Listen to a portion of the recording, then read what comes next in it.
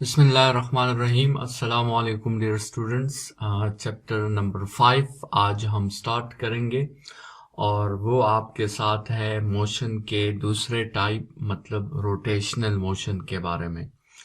Students, अभी तक जो क्वांटिटीज जो फिजिकल क्वांटिटीज हम डिस्कस कर रहे थे जिसमें हमने चैप्टर 3 से हमने स्टार्ट लिया था और हमने displacement, distance, speed, velocity, acceleration, force, momentum, work, power, ठीक है, ये जितनी भी क्वांटिटीज हमने पढ़ी ये सारी क्वांटिटीज स्टूडेंट्स हमने डिस्कस की ट्रांसलेशनल मोशन के लिए।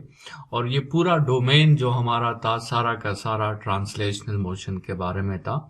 न्यूटन लॉज हमने ट्रांसलेशनल मोशन के बारे में डिस्कस किए, न्यूटन इक्वेशंस हमने ट्रांसलेशनल मोशन के बारे में डिस्कस किया। स्टूडेंट्स, ये जो चैप्टर नंबर 5 आपका है it is about rotational motion. तो थोड़ा सा सबसे पहले हम रिव्यू दे देते हैं इन सब टाइप्स ऑफ मोशंस पे और फिर जो है हम प्योरली रोटेशनल मोशन पे अपना डिस्कशन जो है वो स्टार्ट कर लेंगे। स्टूडेंट्स, मोशन को जनरली 3 कैटेगरीज में डिवाइड किया गया है। इस कायनात का हर किस्म का मोशन जो है उसे अगर आप स्प्लिट करें तो वो इन तीनों कैटेगरीज में जो है डिवाइड होगा। मोशन को ट्रांसलेशनल, रोटेशनल और वाइब्रेशनल कैटेगरीज में डिवाइड किया गया है। इस लेक्चर में हम इन तीनों मोशंस को डिफाइन भी करेंगे और इन तीनों मोशन की जो है प्रीरेक्विजिट्स जो हैं उनको भी डिस्कस करेंगे कि वो कौन सी सिचुएशंस होती हैं जिनमें आपके साथ ट्रांसलेशनल मोशन होता है, वो कौन सी सिचुएशंस होती हैं जिनमें आपके साथ रोटेशनल मोशन होता है और वो कौन सी सिचुएशंस होती हैं जिनमें आपके साथ वाइब्रेशनल मोशन होता है। स्टूडेंट्स, इट्स ट्रांसलेशनल मोशन को फिर आगे 2 कैटेगरीज में डिवाइड किया गया है और उसको रेक्टिलिनियर मोशन और सर्कुलर मोशन जो है वो कहा जाता है। ठीक है, तो 1 बाय 1 इसको एक्सप्लेन करते हैं और स्टूडेंट्स इस पे भी बात करेंगे कि सर्कुलर मोशन और rotational motion they are not same thing. ठीक है, उसके डिफरेंस पे हम बात करेंगे। रोटेशनल मोशन मुख्तलिफ चीज है और सर्कुलर मोशन मुख्तलिफ है, तो इसकी डिफिनीशन में थोड़ा सा फर्क है वो हम आगे डिस्कस करेंगे। स्टूडेंट्स, आपके साथ जो है सबसे पहले हम रेक्टिलिनियर मोशन को डिफाइन कर लेते हैं कि what is rectilinear motion. Rectilinear motion की स्टूडेंट्स आपके साथ बहुत सी डिफिनीशंस हैं, मुख्तलिफ बुक्स में आपके साथ इसकी डिफिनीशंस मुख्तलिफ है। इसकी सिंपल डिफिनीशन है the motion of a body in a straight line. The motion of a body in a straight line. Straight line, या बाज बुक्स में इसको इस तरह भी डिफाइन किया गया है कि the motion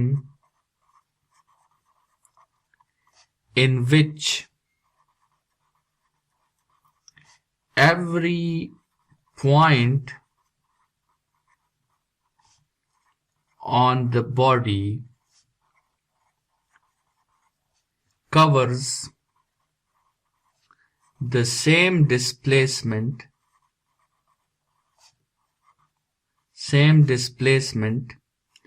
at same velocity and same time।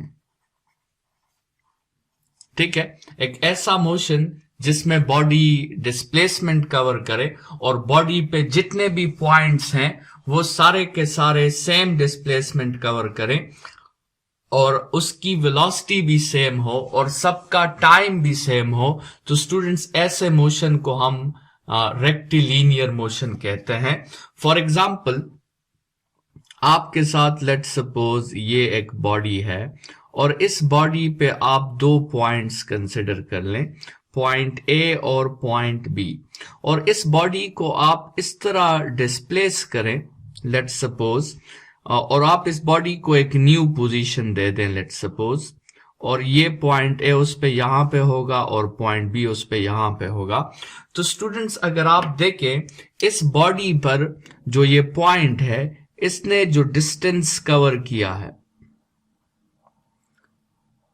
Previous ए से न्यू ए की तरफ, और इस बी पॉइंट ने जो डिस्टेंस कवर किया है प्रीवियस बी से न्यू बी की तरफ, ये दोनों डिस्टेंस, एक को अगर हम D1 कह दें दूसरे को D2 कह दें, तो स्टूडेंट्स ये दोनों डिस्टेंसेस या डिस्प्लेसमेंट्स भी आपके साथ सेम होंगे, दोनों की वेलोसिटीज भी आपके साथ सेम होंगी, और स्टूडेंट्स दोनों का टाइम भी आपके साथ सेम होगा, T1 is equal to T2। तो ऐसे मोशन को हम कहते हैं रेक्टिलिनियर मोशन। ठीक है स्टूडेंट्स, इसमें आप देख सकते हैं कि इस पॉइंट ए ने जो है अपनी ओरिएंटेशन आपके साथ चेंज नहीं की, ना ही पॉइंट बी ने जो है अपनी ओरिएंटेशन चेंज की है, और इसीलिए दोनों का डिस्टेंस, दोनों की वेलोसिटी और दोनों का टाइम आपके साथ सेम है। तो इसमें यह भी याद रखें स्टूडेंट्स के रेक्टिलिनियर मोशन में नो चेंज इन ओरिएंटेशन आपके साथ होगा, नो चेंज इन ओरिएंटेशन। ठीक है, तो ओरिएंटेशन जो है वो आपका चेंज नहीं होगा, ये बात जहन में याद रखें। फिर हम आएंगे सर्कुलर मोशन की तरफ और रोटेशनल मोशन की तरफ और वाइब्रेशनल मोशन की तरफ। स्टूडेंट्स उसमें जो है आपके साथ ओरिएंटेशन जो है वो चेंज हो सकती है, लेकिन रेक्टिलिनियर मोशन में जो ट्रांसलेशनल मोशन का एक टाइप है उसमें आपके साथ ओरिएंटेशन का चेंज ना होना इट इज मस्ट। ठीक है, तो ये रेक्टिलिनियर मोशन और उसकी कुछ प्रॉपर्टीज हमने डिस्कस कर ली। अभी हम आते हैं सर्कुलर मोशन की तरफ।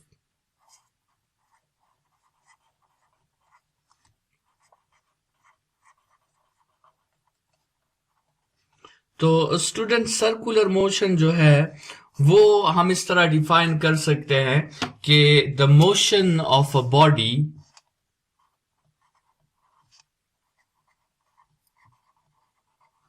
the motion of a body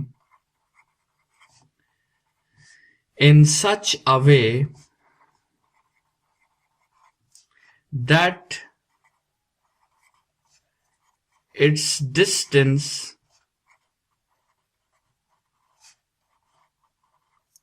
from a specific point is always same. The motion of a body in such a way that its distance from a specific point is always same. Students, let's suppose आपके साथ एक body है और वो इस तरह motion कर रही है कि उसका जो फासला है इस स्पेसिफिक पॉइंट से, उसका फासला अगर फिलहाल आपके साथ लेट्स सपोज 2 मीटर है, तो ये बॉडी ऐसे पाथ में मोशन करेगी आपके साथ कि ये फासला हमेशा इस स्पेसिफिक पॉइंट से 2 मीटर्स ही रहे। ठीक है, मतलब लेट्स सपोज अगर बॉडी यहां पे आ गई है तो तब भी ये फासला आपके साथ 2 मीटर्स रहे, अगर बॉडी यहां पे आ गई है तब भी ये फासला आपके साथ 2 मीटर्स रहे, अगर बॉडी यहां पे आ गई है तो तब भी ये फासला आपके साथ 2 मीटर्स रहे, अगर बॉडी यहां पे आ गई है तो तब भी ये फासला आपके साथ 2 मीटर्स रहे। ठीक है, so the motion of a body in such a way that it's distance from a specific point is always constant is called circular motion. Students, ये जो जिस डिस्टेंस की हम बात कर रहे हैं from a specific point, this distance is called radius. ठीक है, इसको हमने एक इंपॉर्टेंट नाम दिया और उसको हमने नाम दिया रेडियस का। और ये जो स्पेसिफिक पॉइंट की हम बात कर रहे हैं, this specific point is called centre of the circle. तो ये आपके साथ जो है सेंटर, ये वाला पॉइंट हो गया। ठीक है, तो जो डिस्टेंस आपके साथ इक्विडिस्टेंट डिस्टेंस होता है, that distance is called radius of the circle and the specific point is called centre of the circle.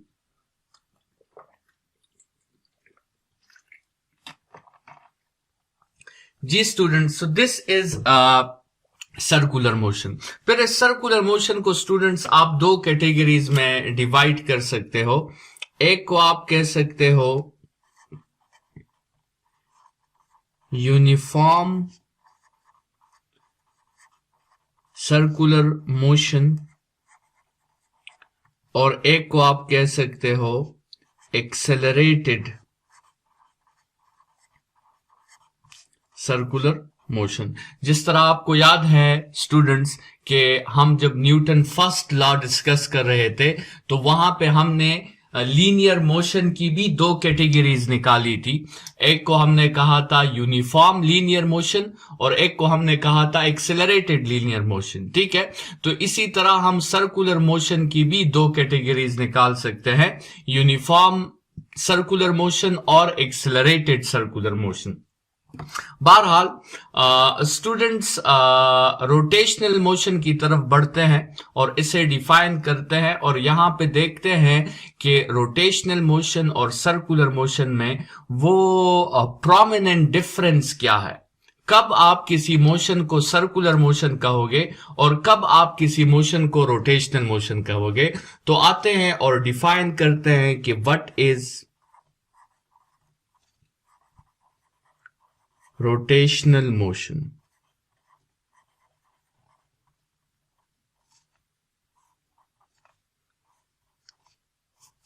Students आप इसे जो है स्पिनिंग भी कह सकते हैं।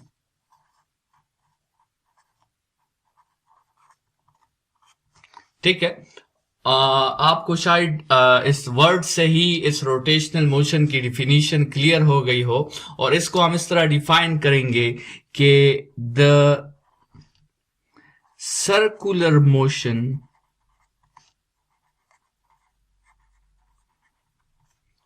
of a body around its own center of mass, around its own center of mass। Students ये body, यही बॉडी कंसिडर करते हैं जो अभी हमने कंसिडर की और लेट्स सपोज ये उसकी सेंटर ऑफ मास है और अगर ये इसी सेंटर ऑफ मास से स्पिनिंग शुरू कर दे, ये इसी सेंटर ऑफ मास से आपके साथ रोटेशन शुरू कर दे, तो इस मोशन को फिर स्टूडेंट्स हम रोटेशंस कहेंगे। मतलब ये हुआ कि if centre of mass is different from this specific point, मतलब it is different from center of circle, तो उस वक्त आप फिर उसे सर्कुलर मोशन कहोगे। अगर आपके साथ जो है सेंटर ऑफ मास और सेंटर ऑफ सर्कल डिफरेंट है तो फिर आप उस मोशन को सर्कुलर मोशन कहोगे। जैसे लेट्स सपोज अगर ये बॉडी यहां पे है तो इस बॉडी की सेंटर ऑफ मास जो है वो ये पॉइंट है और सेंटर ऑफ सर्कल जो है वो ये पॉइंट है। तो सेंटर ऑफ मास और सेंटर ऑफ सर्कल आपके साथ कोइंसाइड नहीं कर रहे, तो ऐसे केस को स्टूडेंट्स जो है वो आप जो है क्या कहोगे, आप ऐसे केस को सर्कुलर मोशन कहोगे। लेकिन अगर आपके साथ if centre of mass coincides the center of circle, तो फिर स्टूडेंट्स आप इसे इस सर्कुलर मोशन को फिर आप रोटेशनल मोशन कहोगे। मतलब लेट्स सपोज ये अगर आपके साथ एक मार्कर है और इस मार्कर की सेंटर ऑफ ग्रेविटी आपके साथ यहां पे कहीं होगी या centre of mass, centre of gravity और सेंटर ऑफ मास में थोड़ा सा फर्क है लेकिन फिलहाल हम इसको एक ही कंसिडर कर रहे हैं। लेट्स सपोज ये ऐसा पॉइंट होता है कि जिस पे आप जो है उसे बैलेंस कर देते हैं। ठीक है, तो लेट्स सपोज यहां पे इसकी सेंटर ऑफ ग्रेविटी है या सेंटर ऑफ मास है। अगर मैं इस मार्कर को इस तरह रोटेट करूं, ठीक है। So this marker is rotating from a circle in a circular path and it is rotating from a centre which is not the centre of mass of this marker. ठीक है, अभी यहां पे तकरीबन मेरे ख्याल में इसका सेंटर होगा जिससे ये रोटेट कर रहा है। ठीक है, लेकिन अगर स्टूडेंट्स ये मार्कर अपने ही सेंटर ऑफ मास से रोटेशन शुरू कर दें आपके साथ, इस तरह का अगर ये रोटेशन शुरू कर दें, तो फिर इस सर्कुलर मोशन को हम क्या कहेंगे? इस सर्कुलर मोशन को फिर हम जो है वो रोटेशंस कहेंगे। सो this is the slight difference between circular motion and rotational motion. ठीक है स्टूडेंट्स, सर्कुलर मोशन के लिए ये बात जरूरी नहीं है कि सेंटर ऑफ मास और सेंटर ऑफ सर्कल एक दूसरे के साथ या एक दूसरे के ऊपर कॉन्साइड करें, लेकिन रोटेशनल मोशन के लिए ये जरूरी है कि सेंटर ऑफ मास और सेंटर ऑफ सर्कल ये दोनों एक दूसरे के साथ आपस में कॉन्साइड करें। स्टूडेंट्स, थोड़ी सी बात जो है वो सेंटर ऑफ मास या सेंटर ऑफ ग्रेविटी पे, इन दोनों चीजों को फिलहाल जैसे हमने कहा हम सेम कंसिडर कर रहे हैं, इसमें थोड़ा सा स्लाइट डिफरेंस है, लेकिन फिलहाल इसको सेम कंसिडर करते हैं ताकि हमारा कंसेप्ट जो है वो बिल्डअप हो जाए। तो थोड़ी सी इस पे बात करते हैं कि सेंटर ऑफ मास जो है या सेंटर ऑफ ग्रेविटी ये क्या चीज है और इसकी प्रॉपर्टीज जो है वो क्या क्या है।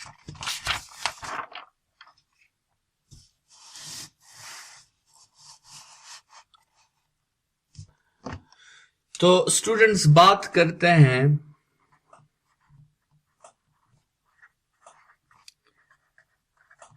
सेंटर ऑफ मास या centre of gravity.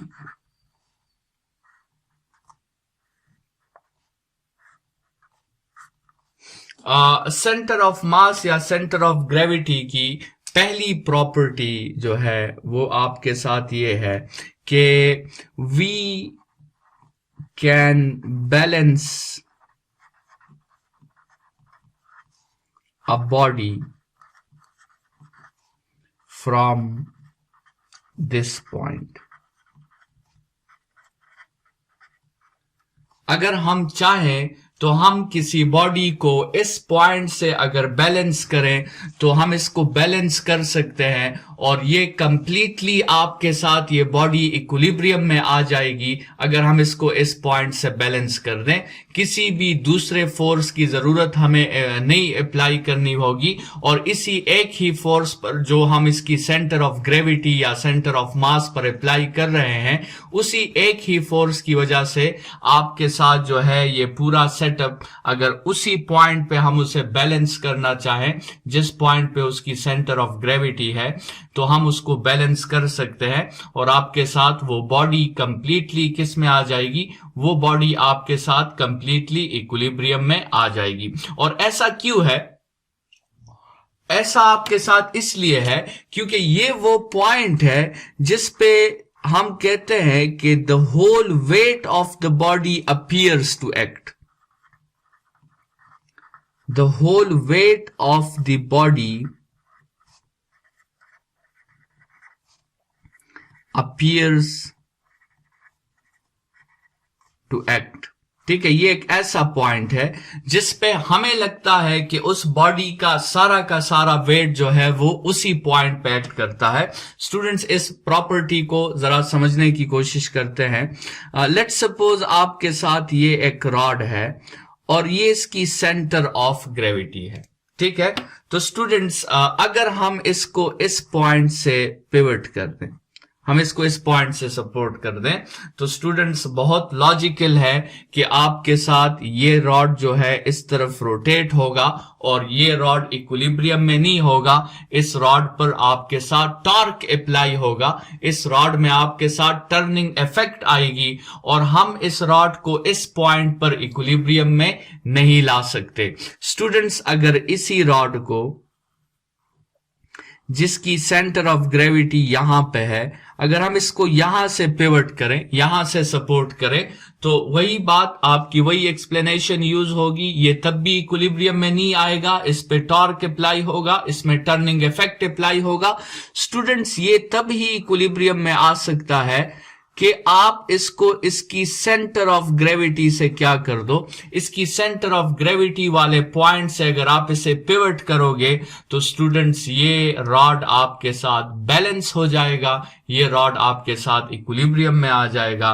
So this is property number 1 of the centre of gravity और centre of mass, that we can balance a body from this point.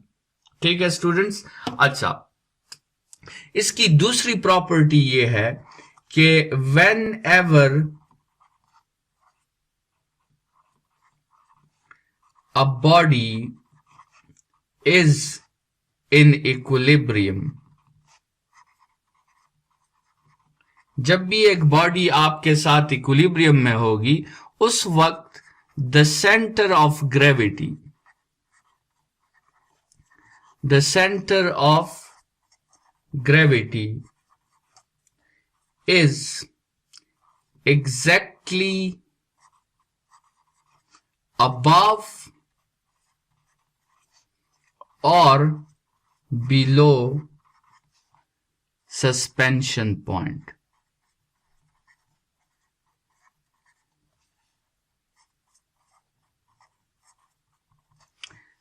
आपके साथ जब कोई बॉडी इक्विलिब्रियम में होगी तो उस वक्त स्टूडेंट्स आपके साथ जो उस बॉडी की सेंटर ऑफ ग्रेविटी होगी वो पिवट पॉइंट से या सस्पेंशन पॉइंट से बिल्कुल या तो एग्जैक्टली वर्टिकली नीचे होगी और या फिर वो एग्जैक्टली वर्टिकली ऊपर होगी. स्टूडेंट्स इस एग्जांपल को जरा समझें.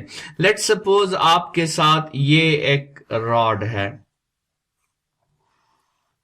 और इस रॉड को हमने यहां पर एक रस्सी से बांधा हुआ है और ये इसकी पोजीशन है.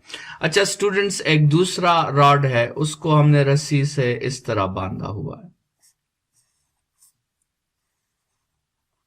ये इसकी सेंटर ऑफ ग्रेविटी है, ये इसकी सेंटर, और ये रस्सी है आपके साथ. अच्छा, एक तीसरा रॉड है जिसको हमने रस्सी से बांधा हुआ है और उसकी पोजीशन आपके साथ ये है. ठीक है, ये 3 रॉड्स हैं आपके साथ.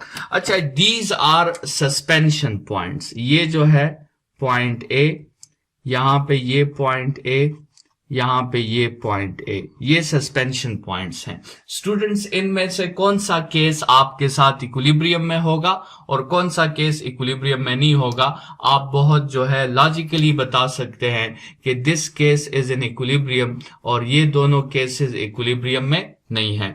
इस केस में ये रॉड इस तरफ रोटेट होगा, इसमें टर्निंग इफेक्ट आएगा. इस केस में ये रॉड इस तरफ रोटेट होगा, इसमें टर्निंग इफेक्ट आएगा, और इस केस में ये रोटेट नहीं होगा. तो स्टूडेंट्स, आपके साथ जब भी इक्विलिब्रियम आती है तो आपके साथ जो सेंटर ऑफ ग्रेविटी होता है वो बिल्कुल सस्पेंशन पॉइंट से आपके साथ बिल्कुल वर्टिकली डाउनवर्ड होता है या आपके साथ वो वर्टिकली अपवर्ड होता है.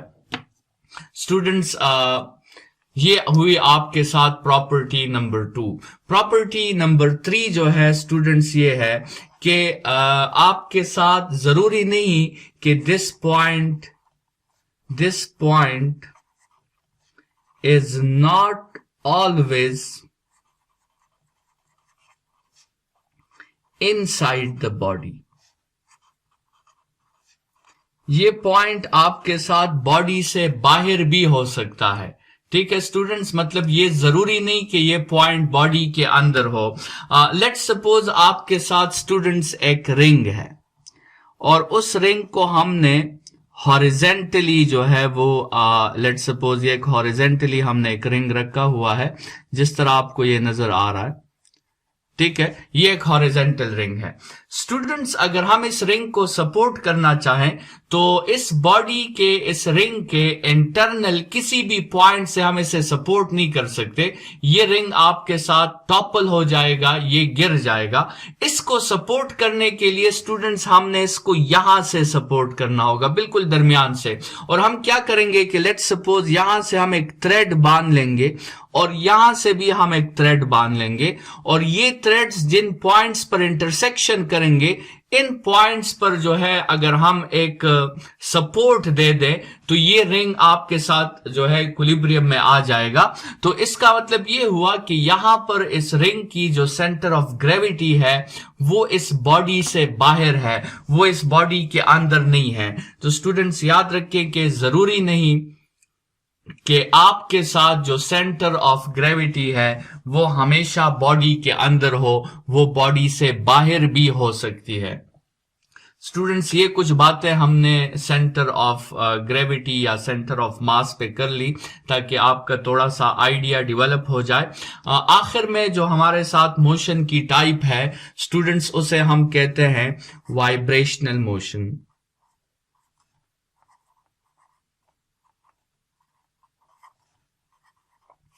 वाइब्रेशनल मोशन, और उसकी डिफिनीशन आपने की है मेट्रिक में भी कि the two and fro motion of a body, ठीक है, around a fix position, the two and fro motion.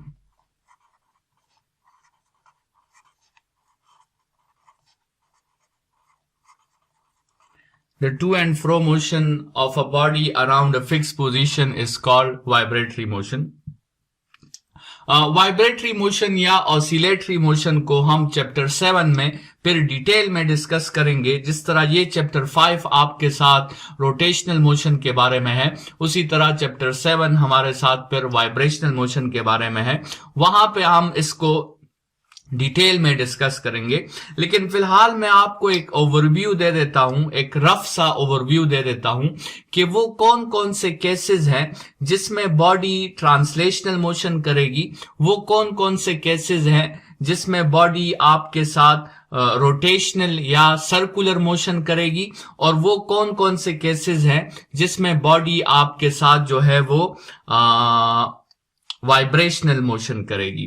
ठीक है, ये एक रफ सा ओवरव्यू है। आपको हर केस में जो है शायद ये ट्रू ना हो, लेकिन आपके साथ जो है एक लॉजिक थोड़ा सा डेवलप हो जाए कि हर जो है मोशन के लिए आपके साथ कौन कौन सी रिक्वायरमेंट्स हैं। पहले तो आप ये जहन में याद रखें कि मोशन की ये 3 कैटेगरीज तो है, लेकिन मोशन की 2 कैटेगराइजेशंस और भी हैं कि मोशन या तो यूनिफॉर्म मोशन होता है या मोशन एक्सेलरेटेड मोशन होता है। यूनिफॉर्म मोशन के लिए आपको फोर्स की जरूरत नहीं होती, और एक्सेलरेटेड मोशन के लिए आपको फोर्स की या उस एजेंट की जो एक्सेलरेशन प्रोड्यूस कर सकता है, आपको उस एजेंट की जरूरत होती है। तो स्टूडेंट्स जरा आप गौर करें कि लेट्स सपोज आपके साथ ये बॉडी है और ये इसकी सेंटर ऑफ ग्रेविटी है। अगर आप इस बॉडी पर फोर्स अप्लाई करोगे बिल्कुल इसकी सेंटर ऑफ ग्रेविटी के ऊपर, मतलब आपके फोर्स का जो लाइन ऑफ एक्शन है, आपके फोर्स का जो लाइन ऑफ एक्शन है, अगर वो लाइन ऑफ एक्शन इस बॉडी की सेंटर ऑफ ग्रेविटी से गुजर रहा है, तो स्टूडेंट्स ये बॉडी कैसे जाएगी? ये बॉडी बिल्कुल आपके साथ स्ट्रेट जाएगी और इसकी न्यू पोजीशन आपके साथ ये होगी। तो अगर आपका फोर्स जो है वो बॉडी की सेंटर ऑफ ग्रेविटी पे अप्लाई हो रहा है, तो स्टूडेंट्स ये फोर्स जो है याद रखें कि ये बॉडी की ओरिएंटेशन को कभी भी चेंज नहीं कर सकता, और ये बॉडी को ऐसे डिस्प्लेस कराता है जिस डिस्प्लेसमेंट को हम नाम देते हैं ट्रांसलेशनल मोशन, या स्पेसिफिकली इस मोशन को आप रेक्टिलिनियर मोशन जो है वो कह सकते हैं। अगर आपका फोर्स जो है वो किसी बॉडी की सेंटर ऑफ ग्रेविटी पे अप्लाई हो जाए, तो ऐसे मोशन को हम ट्रांसलेशनल मोशन या फिर हम उसको रेक्टिलिनियर मोशन जो है वो कहेंगे। ठीक है स्टूडेंट्स। अच्छा, अभी दूसरा केस कंसिडर करें। एक ऐसा फोर्स कंसिडर करें जो बॉडी की सेंटर ऑफ ग्रेविटी पर अप्लाई ना हो। ठीक है, तो स्टूडेंट्स अभी लॉजिकली आप कह सकते हैं कि ये बॉडी क्या होगी? ये रोटेट होगी, मतलब इस फोर्स में टर्निंग इफेक्ट होगा, ये फोर्स कंपेल करेगी इस बॉडी को या तो सर्कुलर मोशन पर और या जो है ये इसको रोटेशनल मोशन पे कंपेल करेगी। फिर डिपेंड करता है कि इस बॉडी या पूरे सिस्टम का जो है आपके साथ सेंटर ऑफ ग्रेविटी कहां पे है या सेंटर ऑफ मास उसका कहां पे है, वो डिसाइड करेगा कि फिर ये मोशन सर्कुलर होगी या ये मोशन आपके साथ रोटेशनल होगी। अगर यही सिस्टम की सेंटर ऑफ ग्रेविटी है तो फिर तो ये बॉडी रोटेशंस करेगी, लेकिन अगर सिस्टम की सेंटर ऑफ ग्रेविटी यहां पे है तो फिर ये बॉडी स्टूडेंट्स ये क्या करेगी, ये फिर सर्कुलर मोशन करेगी। बहरहाल मतलब ये हुआ कि आपके साथ वो फोर्स जो पिवट पर अप्लाई नहीं होगा, वो फोर्स या तो बॉडी को मजबूर करेगा सर्कुलर मोशन करने पर और या वो बॉडी को फिर मजबूर करेगा रोटेशंस करने पर, रोटेशनल मोशन करने पर स्टूडेंट्स, ठीक है। और वाइब्रेशनल मोशन जो होता है स्टूडेंट्स, उसमें दो रिक्वायरमेंट्स होते हैं। वाइब्रेशनल मोशन, हर उस सिस्टम में वाइब्रेशनल मोशन होता है जिस सिस्टम में आपके साथ रिस्टोरिंग फोर्स मौजूद हो, रिस्टोरिंग फोर्स, और रिस्टोरिंग फोर्स के साथ साथ उस सिस्टम में इनर्शिया मौजूद हो। जिस सिस्टम में ये दोनों चीजें मौजूद होंगी स्टूडेंट्स, वो सिस्टम कोशिश करेगा कि वो वाइब्रेशनल मोशन करे, ठीक है। मतलब रिस्टोरिंग फोर्स का काम क्या होता है कि वो बॉडी को मीन पोजीशन तक लाता है, लेकिन इनर्शिया जो है उसकी वजह से बॉडी मीन पोजीशन पे रुकती नहीं है, वो दूसरे एक्सट्रीम की तरफ जाती है। रिस्टोरिंग फोर्स फिर उसे मीन पोजीशन की तरफ लाता है और इनर्शिया फिर उसे एक्सट्रीम तक पहुंचाती है। तो इस केस में जो मोशन होता है उस मोशन को हम कहते हैं the two and fro motion of a body around a fix point. और उस मोशन को अंडरगो करने के लिए सिस्टम में ये दो प्रॉपर्टीज होनी चाहिए। सिस्टम में रिस्टोरिंग फोर्स का होना भी जरूरी है और सिस्टम में इनर्शिया का होना भी जरूरी है। स्टूडेंट्स, आज का लेक्चर तो जनरली हमने मोशन की 3 टाइप्स पे जो है वो डिस्कस किया। कल के लेक्चर में हम रोटेशनल मोशन को फॉर्मली स्टार्ट करेंगे और रोटेशनल मोशन के जितने भी वेरिएबल्स हैं उसको हम समझेंगे 1 बाय 1 और उसे एक्सप्लेन करेंगे। आज के लेक्चर के लिए इतना ही। Thank you students.